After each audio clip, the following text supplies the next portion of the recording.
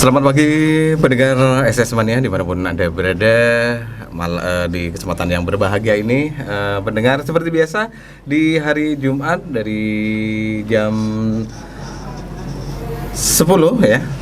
Saat ini sudah jam 9 sampai jam 10 kita akan menghadirkan beberapa materi-materi kali ini SS Mania, yaitu tentang dialog interaktif yang saat ini kita angkat tema pelibatan Ormas dan Parpol dalam sosialisasi sadar cukai. Nah, pendengar SS Mania, perlu kami sampaikan pada kesempatan pagi hari ini yang sudah menginjak siang, di mana saat ini sudah ada pemateri kita. Kita sapa dulu nih ya pemateri kita saat ini SS Mania. Ada dari Kepala Bakesbangpol Kabupaten Sampang. Beliau adalah Bapak Anang Junaidi. Selamat siang Bapak. Siap, selamat siang Mas Wahyu. Oke. Dari Humas Bea Cukai ini ada Bapak Tesar Pratama. Selamat siang Bapak Tesar. Selamat siang Mas. Oke.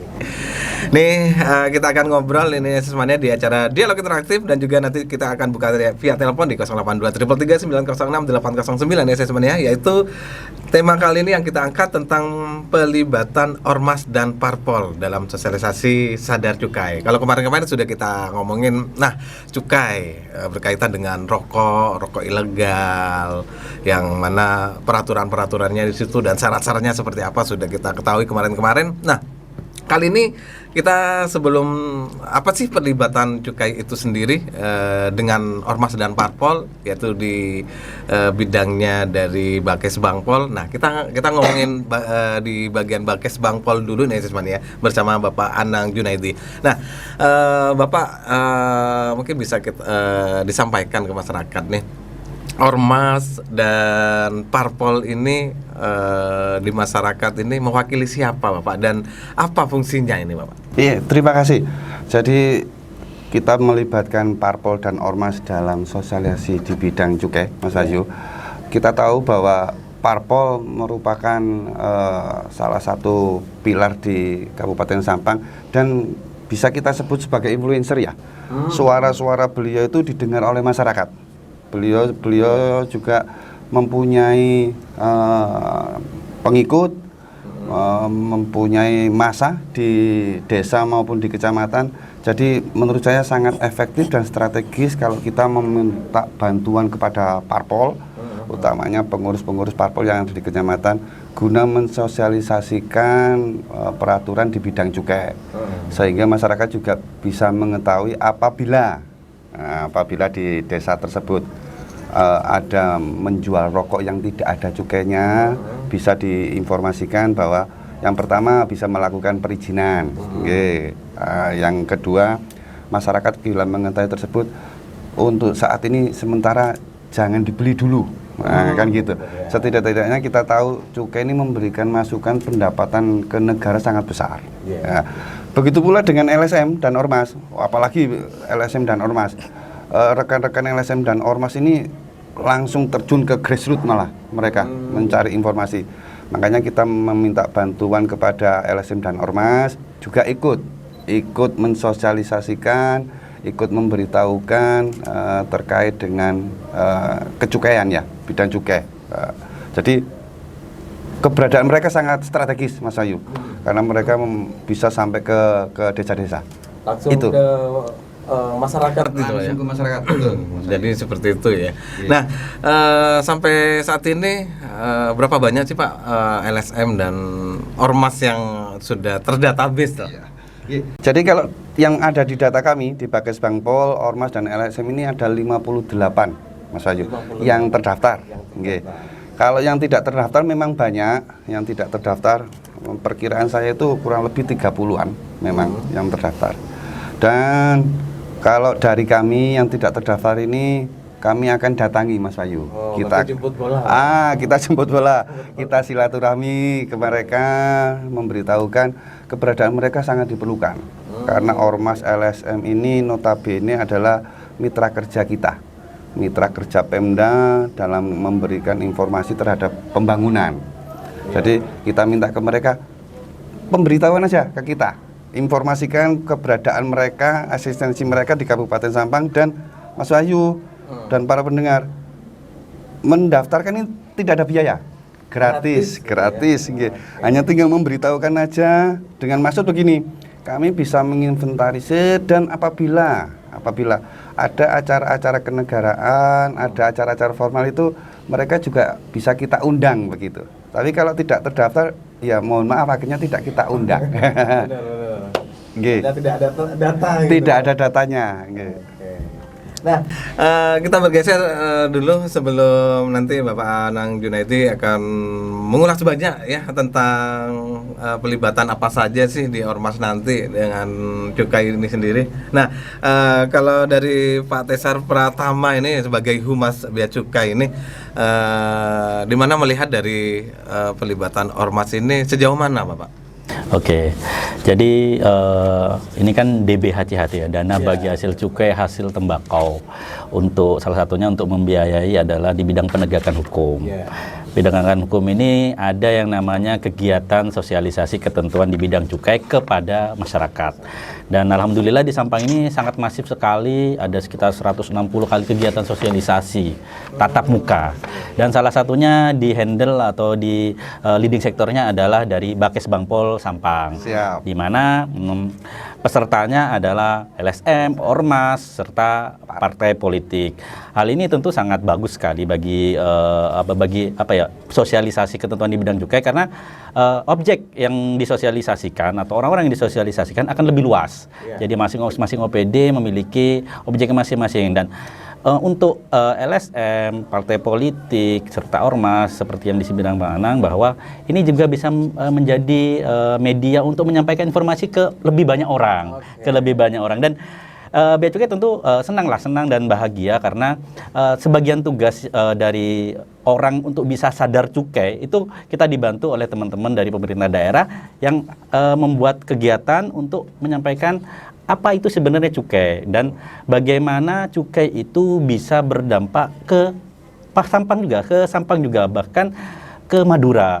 Kalau boleh sedikit cerita, jadi Bea Cukai Madura ini mengumpulkan penerimaan cukai di tahun 2020 dari para pabrik rokok resmi yang ada di Madura ini sekitar 370 miliar. Dan dana bagi hasil cukai, hasil tembakau yang kembali lagi ke Madura secara khusus itu di angka 148 miliar. Jadi jumlahnya hampir separuhnya dari cukai yang dikumpulkan di Madura. Dan Sampang ini memperoleh sekitar 26, sekian miliar, di mana digunakan untuk berbagai hal. Yang tadi yang sesuai yang tema hari ini adalah kegiatan sosialisasi ketentuan di bidang cukai yang menyasar para LSM, Ormas, dan partai politik. Iya. Nah, untuk di dana bagi hasil ini memang harus lininya ke instansi atau lembaga ini, Bapak? Kalau ke organisasi lain atau lembaga lain, ada nggak nih Pak Tesa? Jadi DBHCHT ini kan prinsipnya dia diambil dari 2% pungutan atau penerimaan cukai dari tembakau yang rokok yang diproduksi dari tembakau lokal Indonesia. Jadi 2%-nya masuk ke provinsi, ke pemerintah provinsi. Nanti dari pemerintah provinsi akan dibagi lagi ke masing-masing kabupaten. Nah, di kabupaten ini biasanya ada sekretariatnya. Sekretariatnya kalau di Sampang ini adalah di bagian perekonomian, Sekda. Di bagian perekonomian Sekda, dan nanti di bagian perekonomian menyusun program-program, nanti akan ditaruh di dinas mana aja program-program ini. Contohnya misalkan kesehatan, berarti di dinas kesehatan, Dinkes. Mungkin kalau nanti seperti sosialisasi ini kebetulan ada Bakes Bangpol, ada juga DPMD, ada juga yang di dinas pertanian, dan berbagai macam dinas lainnya. Untuk yang bisa sampai selain dinas biasanya hanya rumah sakit. Ya rumah sakit daerah ini harus ke rumah sakit daerah, karena dia juga bagian dari daerah di Sampang. Kalau hal-hal yang berhubungan selain dinas itu tidak bisa, karena kan DBHCHT ini dikelola oleh Sekda ya, oleh pemerintah Kabupaten Sampang, dan anggarannya harus direncanakan dan direalisasikan oleh OPD nih, kata kuncinya adalah OPD yang memang telah membuat rencana dan ditunjuk sebagai pengelola DBHCHT, karena mereka juga nanti akan punya kewajiban untuk melaporkan sejauh mana kegiatan yang direncanakan itu telah dilaksanakan, outputnya apakah sudah sesuai dengan rencana. Misalkan Bakesbang melaksanakan sosialisasi mungkin 18 kali. Apakah di terakhir anggaran ini sudah terlaksana semua 18 kali? Nah, itu yang akan diukur, salah satu tolak ukur dari DBHCHT di Sampang.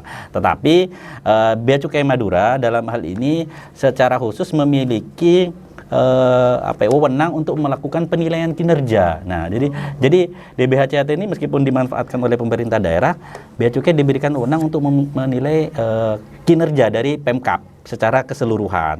Tentunya berbagai aspek kegiatan. Contohnya ada aspek koordinasi, ada aspek yang namanya pembinaan industri melalui kawasan industri hasil tembakau. Ada yang dia sosialisasi ketentuan di bidang cukai. Terus ada pemberantasan rokok ilegal dan pengumpulan informasi. Alhamdulillah kalau dari kinerja yang saat ini disosialisasi ketentuan di bidang cukai itu sangat optimal dan sangat efektif. Oke, menangkap tadi menilai dari kinerja ini ada reward nggak? Reward nggak untuk OPD masing-masing atau mungkin per daerah gitu Pak? Jadi ini adalah kinerja yang harus kita nilai, di mana reward kalau memang kinerjanya maksimal maka kita akan menilai dengan maksimal juga, yaitu di angka 6%. Artinya 6% ini 6% dari pagu DBHCHT yang seharusnya diterima.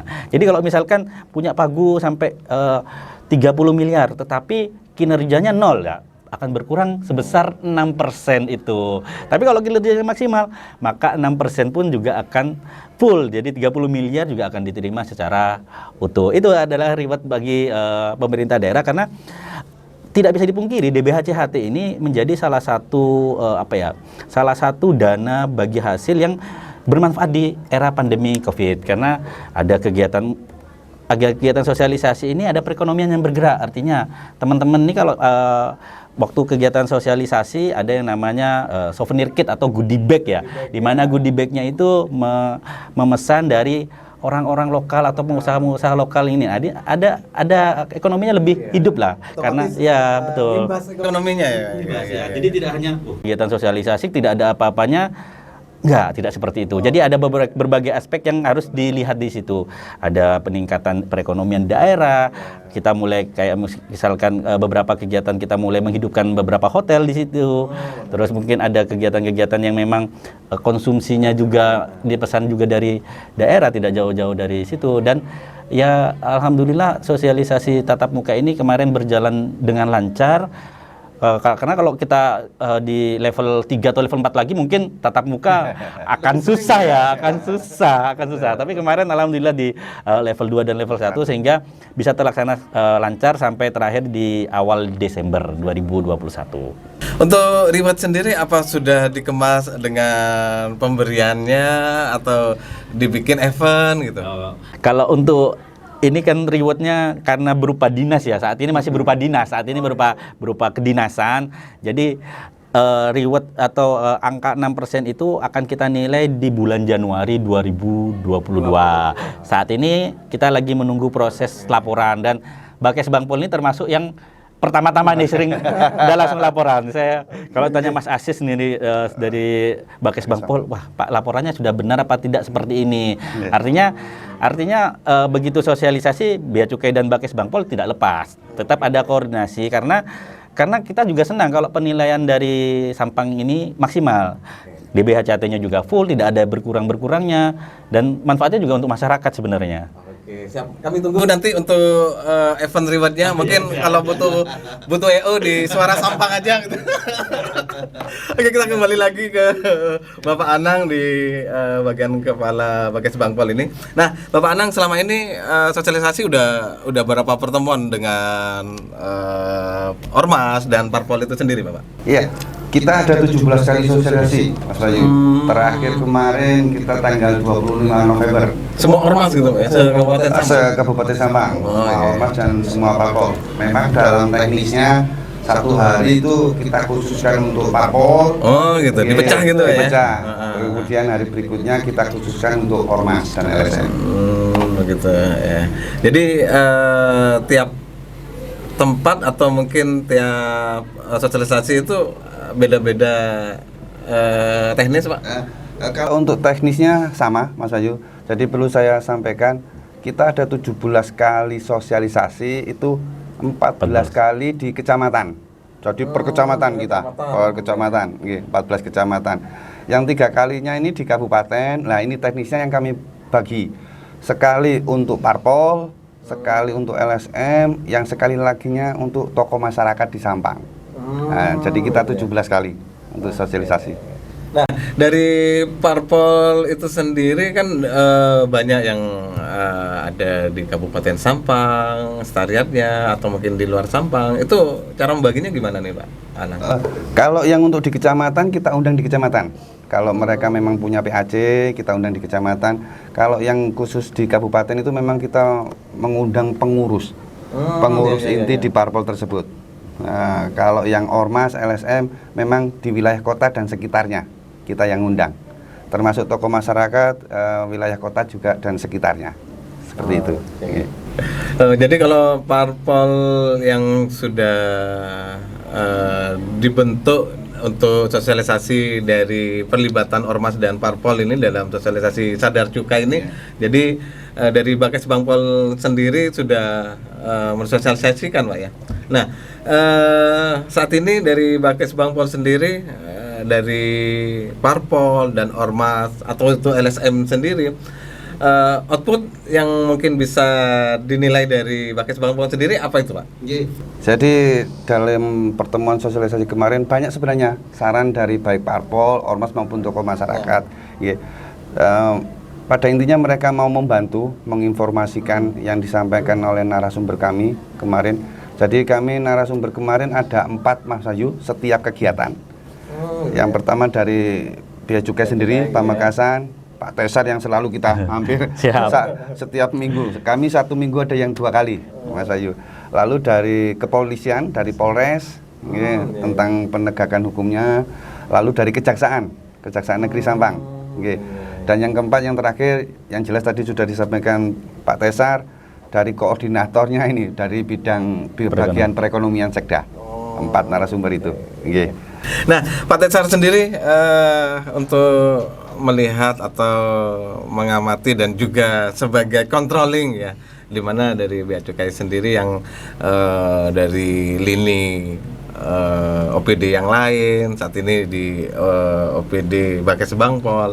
Nah, dari Bea Cukai sendiri untuk sosialisasi ini ada hal apa saja, Pak, yang diterima dari OPD-OPD yang sudah melaksanakan ini? Oke, jadi masing-masing OPD tentunya objeknya beda-beda ya, objek sosialisasi beda-beda.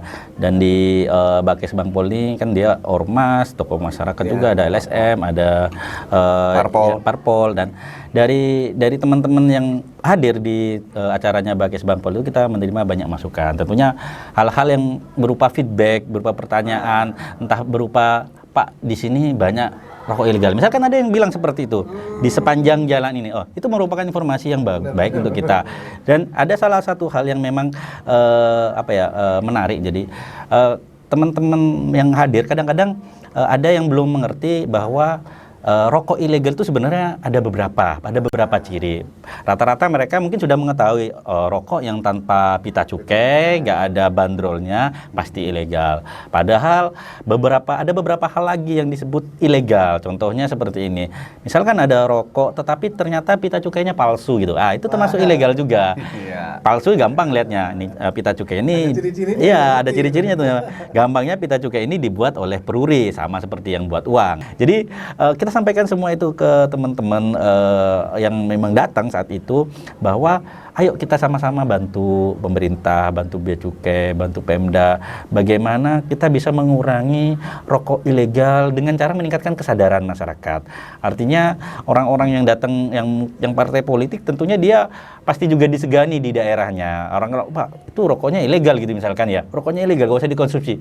ya mungkin kalau kata orang Maduranya malu lah kalau sudah ditegur kayak gitu kan.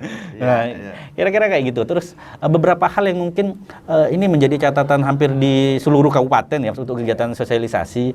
Jadi ke depan kita coba upayakan bagaimana sosialisasi tatap muka itu dapat memiliki output berupa survei. Jadi misalkan ada pretestnya bagaimana kita mengukur pengetahuan masyarakat sebelum sosialisasi. Nah, kan 1 sampai angka 10 misalkan dapatnya 6. Nah, harapannya begitu pretest setelah sosialisasi, angka 6 itu bisa meningkat ke 9 bahkan ke 10. Itu yang kita harapkan. Karena dari banyaknya ada sekitar 20 OPD itu baru 1 OPD yang melaksanakan. Di Pamekasan itu pun juga baru prototipe gitu sebenarnya ya. Karena memang kalau di aturan masih belum diatur dia harus menggunakan survei atau tidak. Tetapi alangkah baiknya kita berinovasi terlebih dahulu sehingga bisa menjadi standar teman-teman OPD lain se-Indonesia.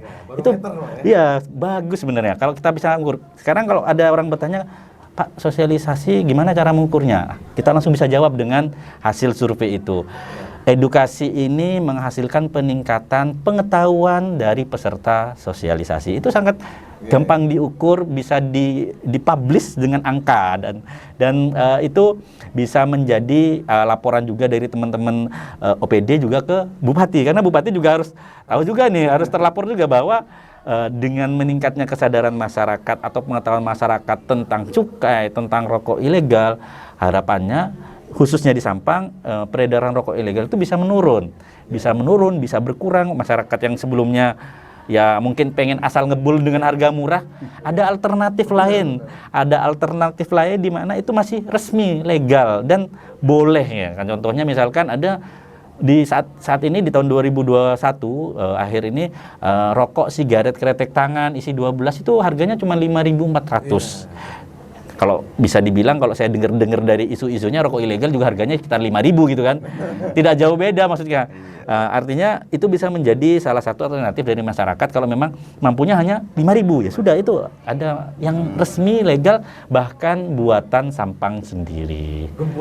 Nah, itu sebenarnya kita sudah banyak tahu di mana parpol itu bagaimana ormas yang sudah disampaikan oleh Bapak Anang Junaidi dan juga Pak Tesar Pratama sudah juga menjelaskan tentang pelibatan ormas dan parpol dalam sosialisasi sadar cukai ini sebenarnya. Nah, karena waktunya sudah mau mepet ya. Nah, jadi kita akan bersingkat saja nih, langsung saja ke Pak Anang Junaidi dulu nih Pak. Nah, di mana pelibatan ormas dan parpol dalam sosialisasi sadar cukai ini harapan apa Pak? Yang kemarin kan sudah berapa kali pertemuan dari ormas, parpol di kabupaten dan kecamatan. Mungkin Pak Anang bisa menyampaikan apa sih harapan dengan sosialisasi ini dan apa sih dan bagaimana parpol dan ormas itu? Iya, terima kasih Mas Bayu. Jadi begini, ada 2. Yang pertama, harapan dan himbauan kami ya kepada para parpol dan rekan-rekan LSM, semoga bisa membantu kami untuk menyampaikan kepada masyarakat terkait keberadaan cukai yang ilegal utamanya. Mohon disampaikan kemarin sebagaimana narasumber bahwa keberadaan rokok ilegal ini sangat merugikan negara. Harapan saya kepada parpol itu bisa, bahasa Jawanya itu gedok tular, Mas Bayu, disampaikan kepada masyarakat dan juga menginformasikan juga, bisa kepada kami atau kepada pihak berwenang kalau di tingkat kecamatan ke Polsek ya atau di Polres begitu, bisa diinformasikan kalau ada keberadaan rokok-rokok ilegal. Yang kedua, kepada masyarakat, kami mohon bantuannya, kami juga mohon mengimbau sejalan tadi disampaikan Mas Tesar bahwa tidak usah membeli rokok yang ilegal. Kalau toh memang ada produsen atau masyarakat yang mau memproduksi rokok, seyogyanya alangkah baiknya mengajukan perizinan. Mengajukan perizinan, kalau dalam hal ini nanti bisa ke Bea Cukai atau konfirmasi aja ke dinas perizinan kami, akan nanti dituntun, dibantu dan difasilitasi untuk perizinannya. Jadi tidak serta-merta memproduksi rokok kemudian mengedarkannya gitu ya.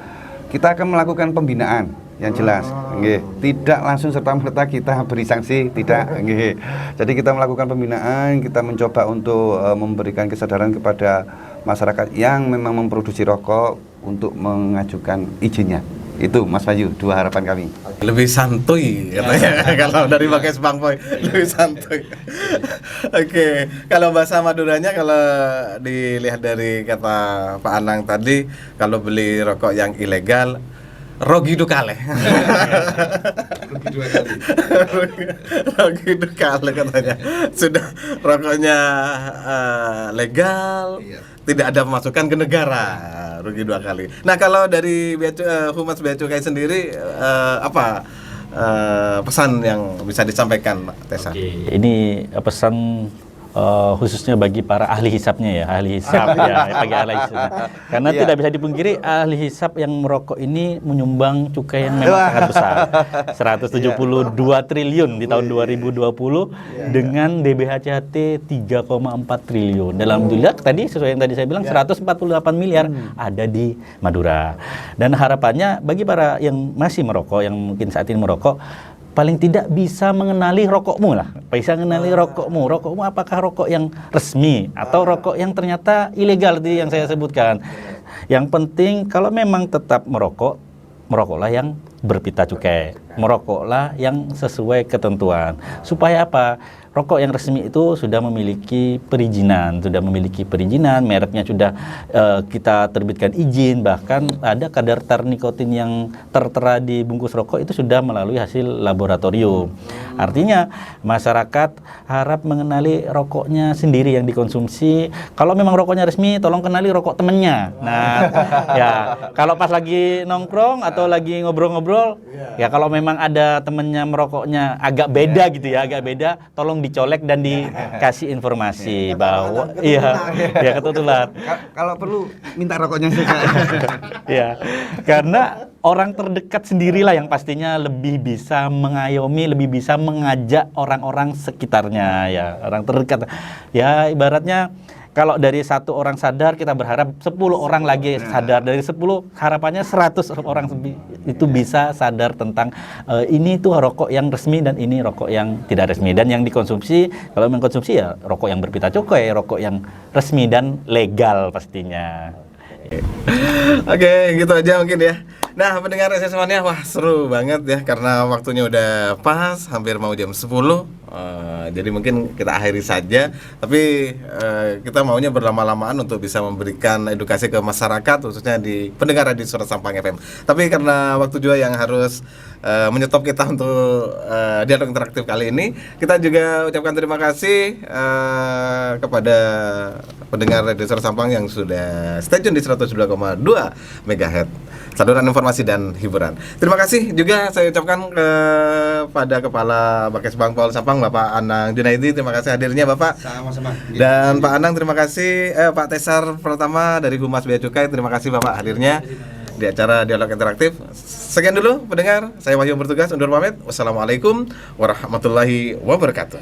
Kembangkan ekonomi pariwisata, agribisnis dan